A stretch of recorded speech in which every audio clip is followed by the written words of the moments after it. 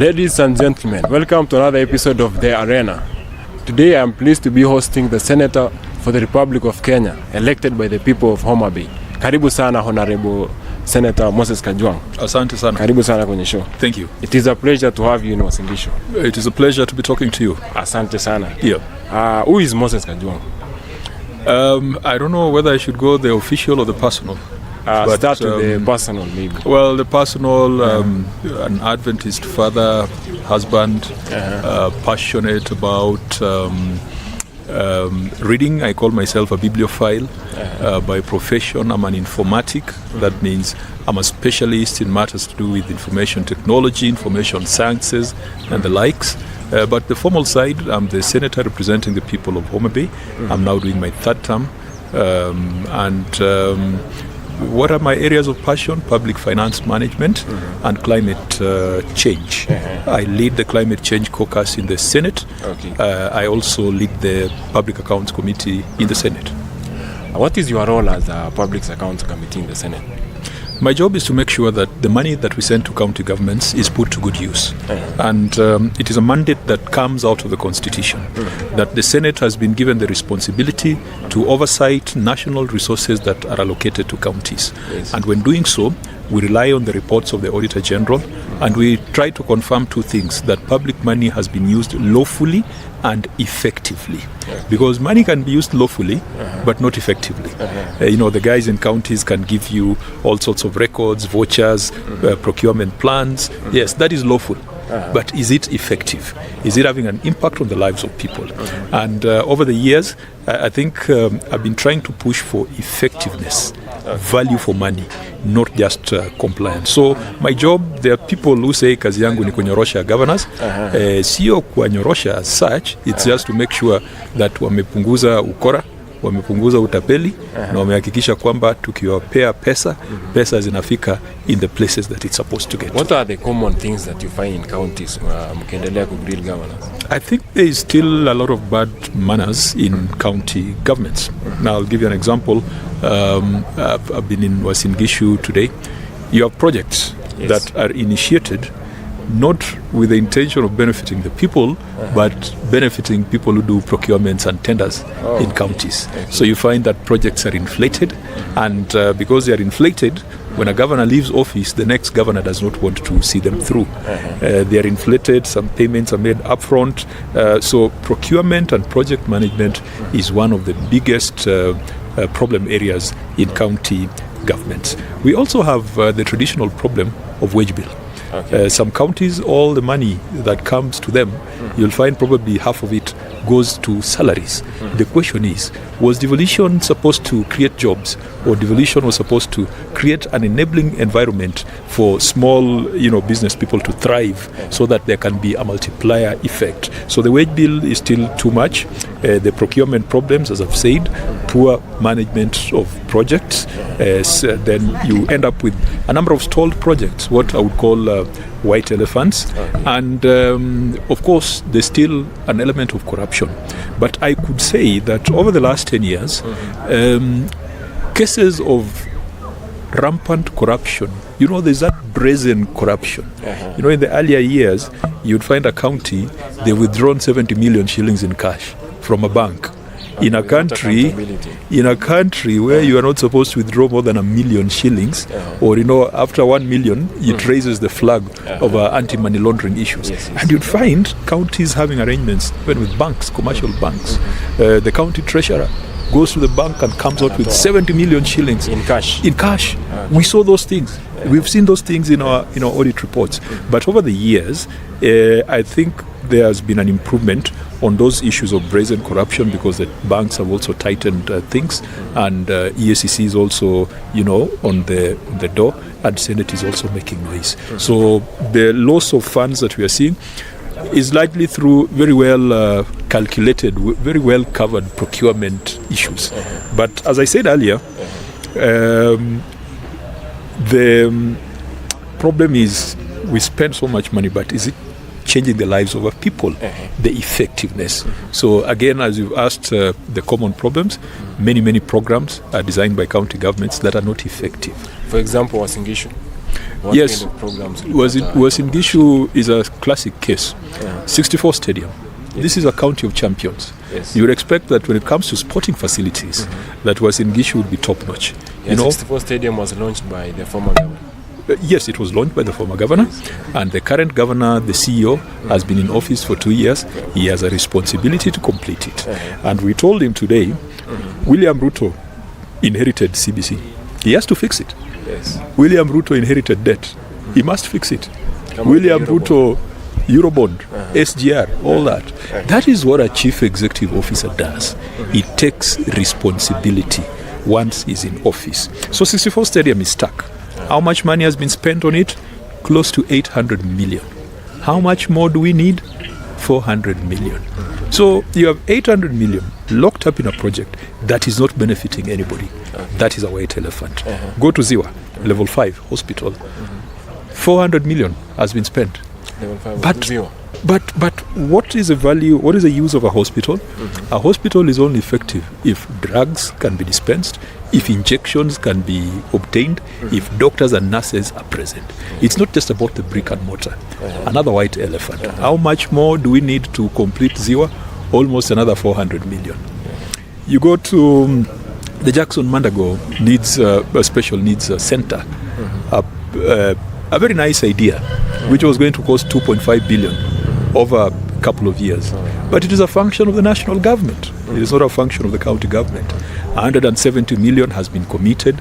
What is there to show? Practically nothing.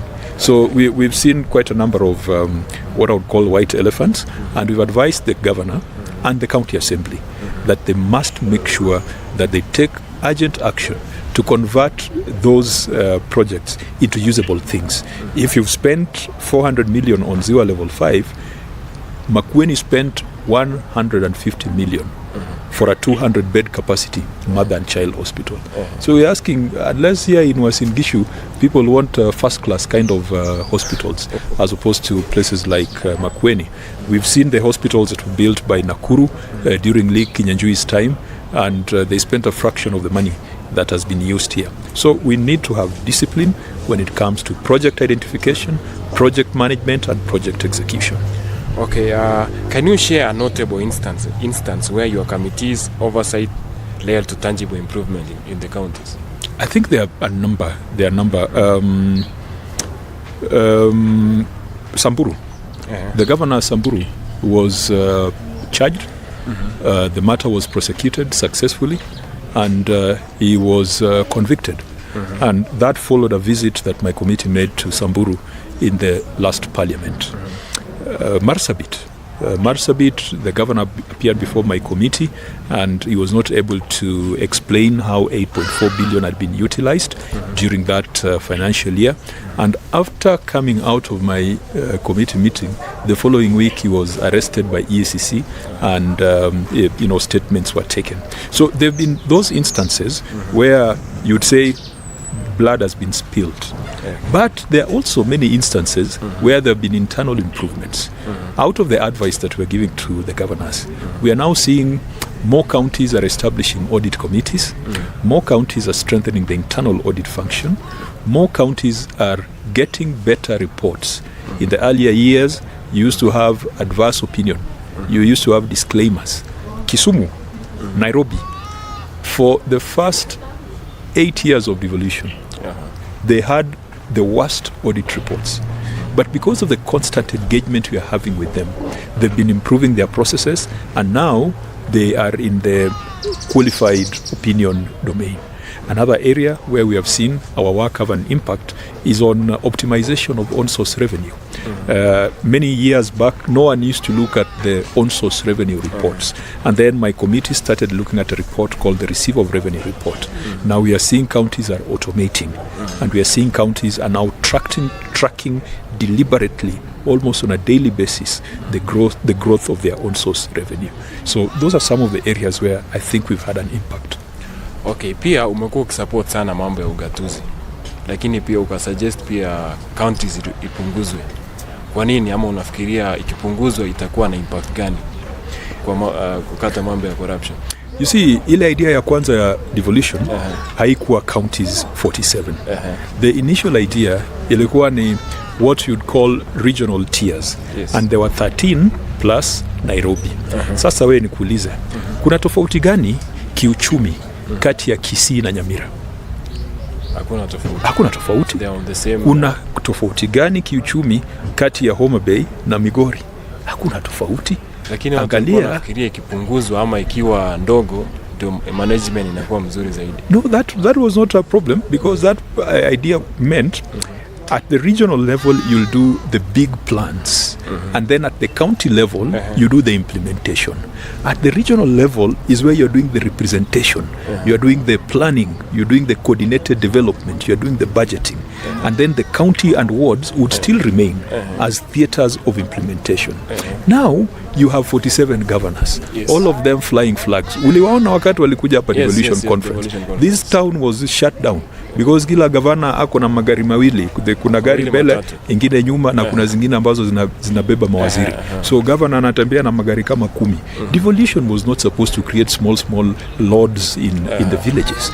The money for devolution, most of it is supposed to go to hospitals. It's supposed to go to ECD. It's supposed to go to water. It's supposed to boost municipalities. So I still hold the view.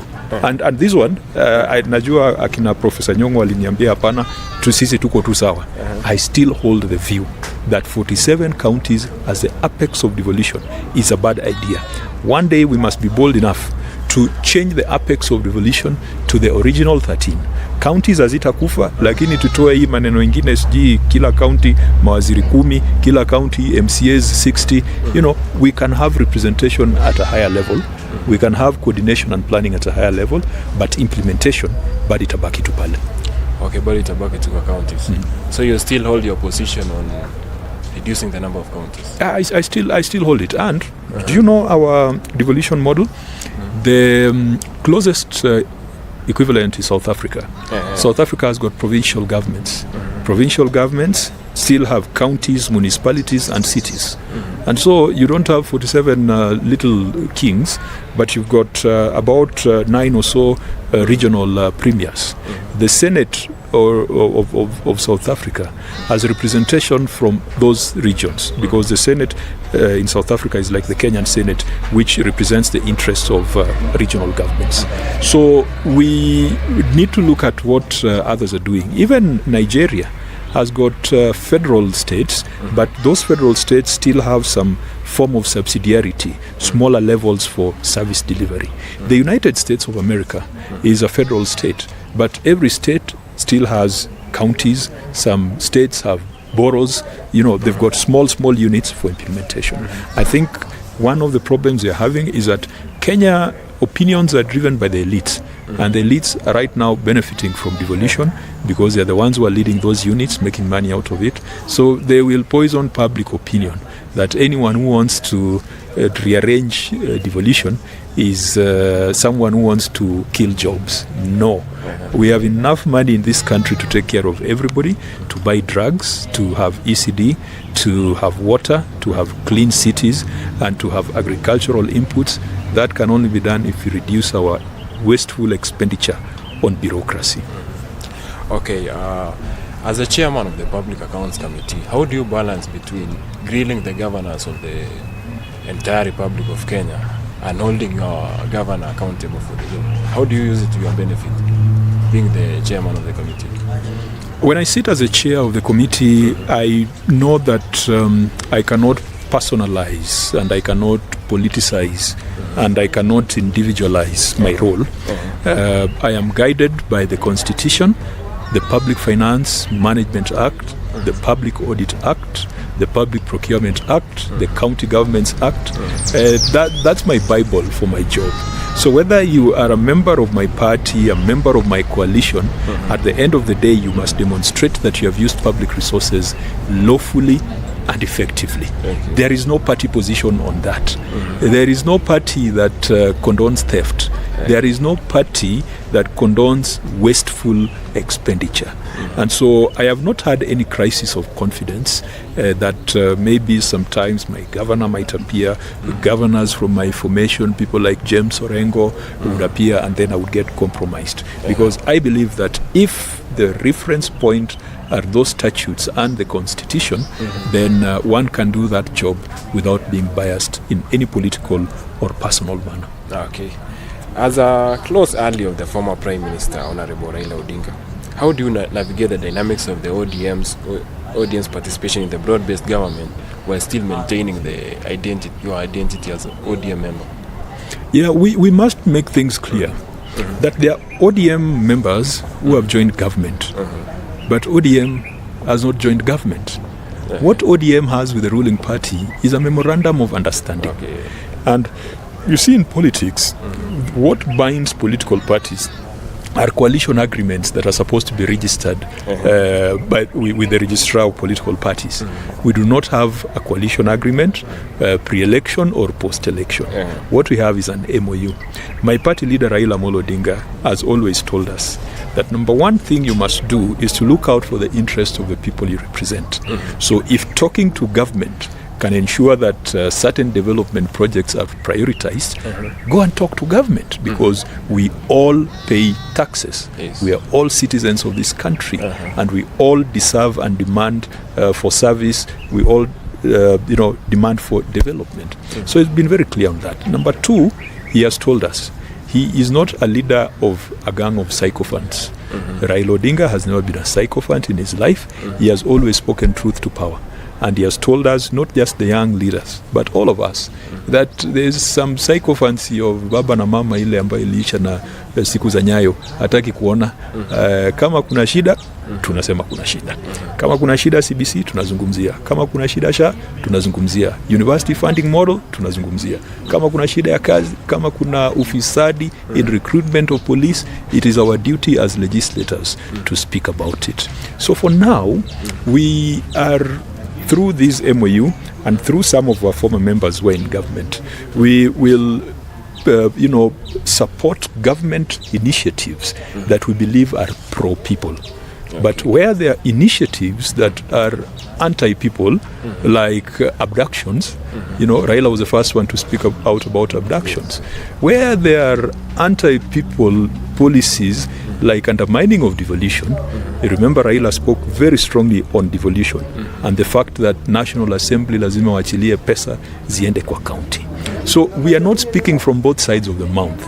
We are very consistent that for pro-people policies, pro-people ideas, we will support the William Ruto administration. But when they veer off and venture into terrain that is against the spirit and letter of the Constitution, we shall hold them accountable. And when it comes to 2027, the ODM as a party, the core business of a political party is acquire power, retain power. Those are the two things. And through acquisition and retention of power, you can change the lives of people and you can build a better society. And so ODM is still committed to that. Talking of 2027, juzi niliona ulisema come 2027 mtakuwa na candidate wenu wa ODM that will be vying for president. Can you elaborate on that? Yes, 2027 ODM will have candidates kutoka chini ward.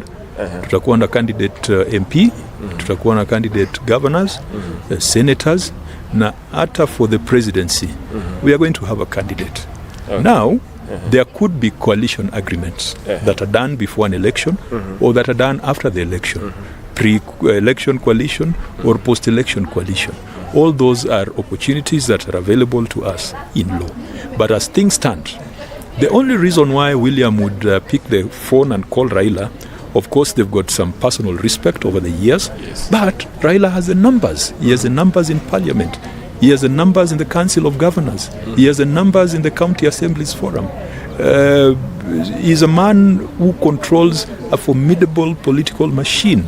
And that political machine, you cannot just fold it up and say that now, sisi tunaingia mrengo moja. Yeah, sisi tulikuwa tunamtazamo, tulifikiria sasa kwa sababu ya broad-based government, mtakuwa na one leader as a broad-based government. Of course, there'll only be one president in 2027. Yes. There will only be one president. And let me put it this way. If that president is not Raila, then it will be the person that Raila will support. Oh, okay. Sawa. Now you have been ranked among the best performing senators in Kenya. What achievements can you say? I have done this, I've mefanya notable achievements as a senator? No, I think it all stems from our mandate in the Constitution, which is legislation, representation, and oversight. Legislation, I've been a very robust debater and sponsor of bills in the Senate.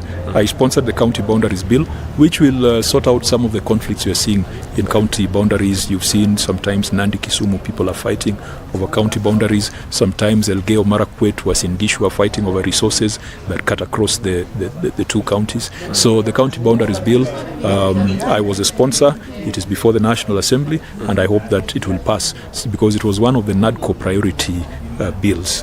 There are other bills I've sponsored, amendments to the Public Finance Management Act, amendments to the County Governments Act, and amendments to the Basic Education Act. So legislatively, I've got a record. In terms of oversight, I think my job as a chair of the Public Accounts Committee has helped to create visibility and has also helped to foment a little bit of change in financial processes across counties. Actually, one of the things that we did was when it came to financial accountability, we brought in the ISPAC, Institute of Certified Public Accountants of Kenya, and we said, accountancy is a regulated profession. Accountants are employed by county governments. They are involved in graft, and they're involved in bad habits. Next time we catch an accountant who's involved in shenanigans, we are reporting them to ISPAC, and ISPAC, you must take action, deregister them so that they are unfit to hold office in any other county. And that shook up the accountants. In fact, many of them said, okay, in the past we were a bit relaxed because there were no consequences. But please, Mr. Chair, give us just 1 year or 2 years for us to put our act together, and you'll never see cases of accountants being reported. So I think those are some of the things that we've been doing, perhaps, that have led to our good rankings or ratings, but also in terms of representation. Some of us, as I've told you, that Raila Odinga does not lead a pack of a herd of sheep. He leads a pride of lions, and we must speak out when things are out of order. Okay. Pia as a security concern, wacha nikuulize, kwa sababu juzi tuliona umeongelea mambo ya mheshimiwa ambaye aliuliwa, Honorable Were. Yes. What do you think the government should do as far as security is concerned? How to improve them and to make sure the people, the members of parliament, are safe? It is not just about the members of parliament. It's a general concern across the entire society. We cannot be a society that normalizes assassinations in broad daylight. You know, tayari tumenormalize ngeta. Yes. Kuna mtaa zingine ukitembea kupigwa ngeta ni kitu ya kawaida. Kuibiwa simu ni kitu ya kawaida. Kuvunjiwa mlango ni kitu ya kawaida. We can't be that kind of society that normalizes those kind of things. There are places you go to, countries, you go to Dubai. That thing is unheard of. You go to Rwanda, of course, kude vitongoji uko ndani, such things can happen, but it is not normalized. So our security infrastructure and our security systems must move from the colonial analog days to a much more modern era that is underpinned by artificial intelligence and technology. Hii story ya tijiwe amebeba rungu kwa bank, itamsaidiaje? You go to Dubai, unaenda kwa bank, hakuna uchi hata moja. You go to a hotel, upati in Kenyan hotels unapata a lot of idlers, unapata a lot of idlers wanasema they are providing security. In those countries they're using CCTV, they're using innovations, IT, they're using AI to be able to match your profile. Sasa hata ukitafutwa, they just scan those CCTV, there's a central control, utapatikana.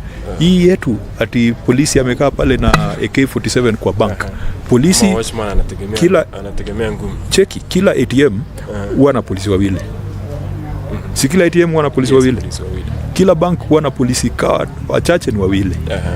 Kila cash in transit huwa na polisi wawili wako na bunduki. Sasa itakuwa polisi kazi yao ni kuchunga ATM na bank na cash in transit ama kuchunga wananchi. Alafu kila MP akona polisi wawili. Kila nyumba ya cabinet secretary kuna polisi wanne.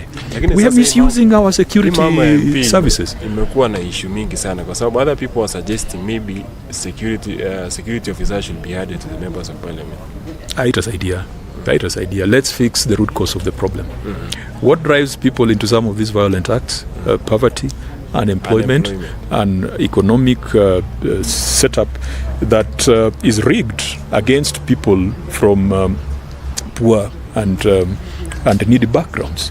We built a system where kama babako afanyi kazi county, huwezi pata kazi county. Yes. Kama anko wako hayuko KRA, huwezi pata kazi KRA. Yes. You know, there's also tumekuwa na issue ya vijana wengi wamekuwa kilalamika.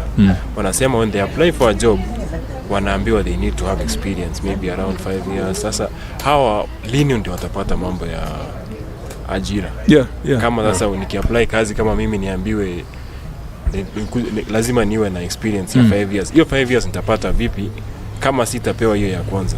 And then it does not look at the experience you have had while tamaking. Yes. Because you might not in school, the experience you get. You might not have been working formally, but you're hustling somewhere where you are getting much more practical experience than that guy who goes to office Monday to Friday, 8 to 5, doing the same thing over and over again.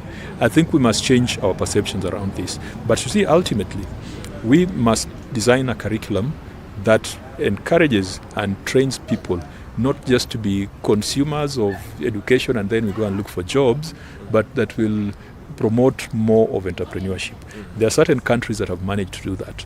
Israel is called a startup nation for a good reason. They've got a curriculum and an education system that fosters innovation. India is also doing it in a small way, even though India is a huge country. But we are, increasingly seeing Indian graduates now running the big tech companies and also doing a lot of things on the online space. So we must build a society, a curriculum where we are not training children so that they can go and sit in offices and do jobs. You see something like agriculture. And let me not go for fishing. A lot of young people in my area, they don't want to go to the lake. Wanasema uvuvi ni kazi ya wazee na kazi ambazo watu ambao hawajasoma. But there's an American company in my home area called Victory Farms that is doing cages in the lake and doing scientific breeding of fish in the lake, making billions of shillings every other year. So what we must do, if your father was a fisherman, doing hunting and gathering, ile ya kitambo, enda usome ufundi wa kisasa, then you go back to that lake. If your father was a cattle keeper, keeping these African zebus that look like small calves, enda usome ufundi, then you can upgrade that. If your father was a farmer, using small ox plows, you can go back to that farm and do something. That's the kind of thinking that we need to encourage, that it's not all about white collar. Now that tuko kwa county ya wakulima, as a chairman of the climate change committee, yes, what are you doing about kufunza hawa wakulima, kwa sababu they don't get a prior information on the predictions ya mambo ya climate. Sasa unapata mtu anabahatisha tu. Kupanda ni kubahatisha, kuvuna ni kubahatisha, kupalilia pia ni kubahatisha, hatujui mvua itaenda lini. So tuko tu. Yes. What are you doing about it? There is one thing that the UN Secretary General has been pushing for, early warning systems for all.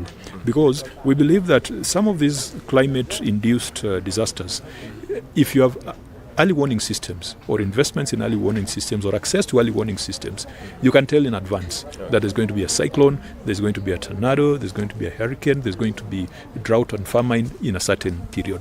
So one of the things we are trying to push for at the national policy and legislative level is to boost the capacity of entities like Kenya Met and the disaster response entities to have early warning systems. Just the other day we passed the disaster management bill. It's I think it could be going for presidential assent in the next couple of weeks because it has been passed by both houses. So number one, early warning systems.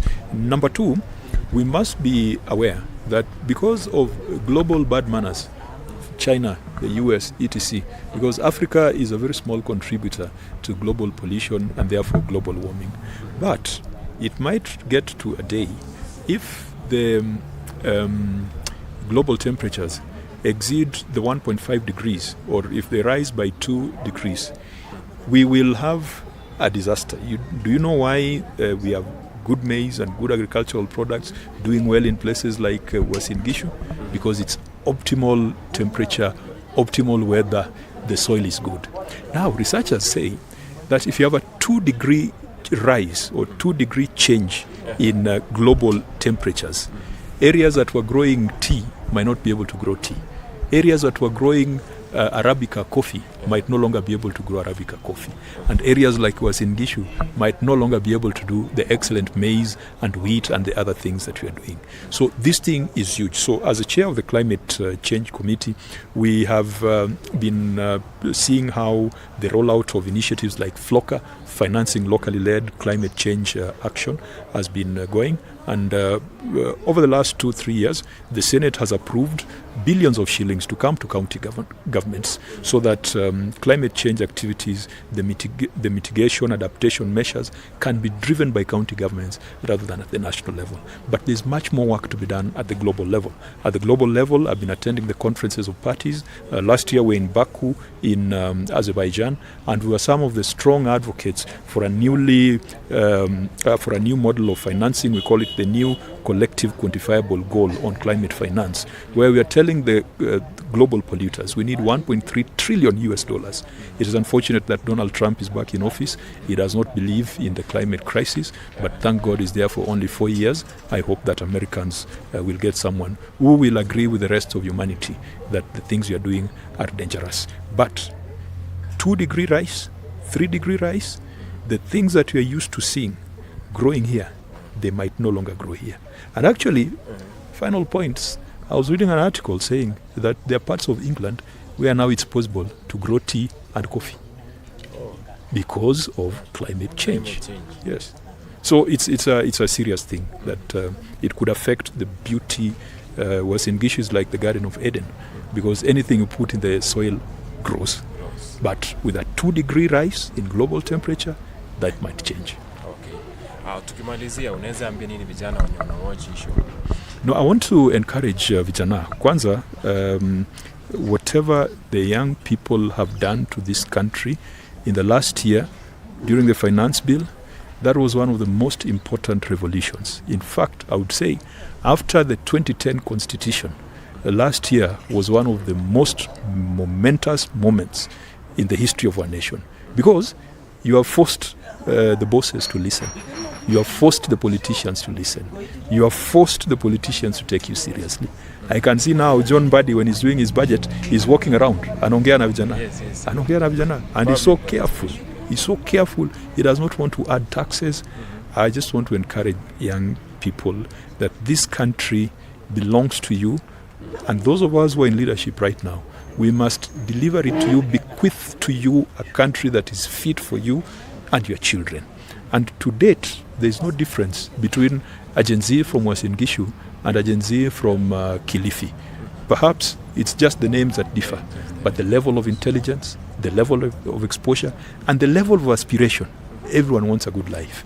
And so if we come together, I just want to ask young people, tafadhali mchukue vitambulisho, tafadhali mchukue voters cards.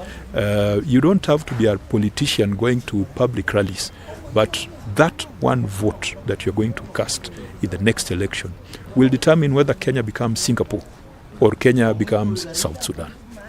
Yeah. Asante sana, Senator, for coming. Shukran. Sana. Kazi Thank you. mzuri. You guys keep it up, and I wish you all the best. This is the future. Thank you. Asante. Yes, asanteni sana to our viewers. That has been the Senator for the Republic of Kenya, elected by the people of Homa Bay.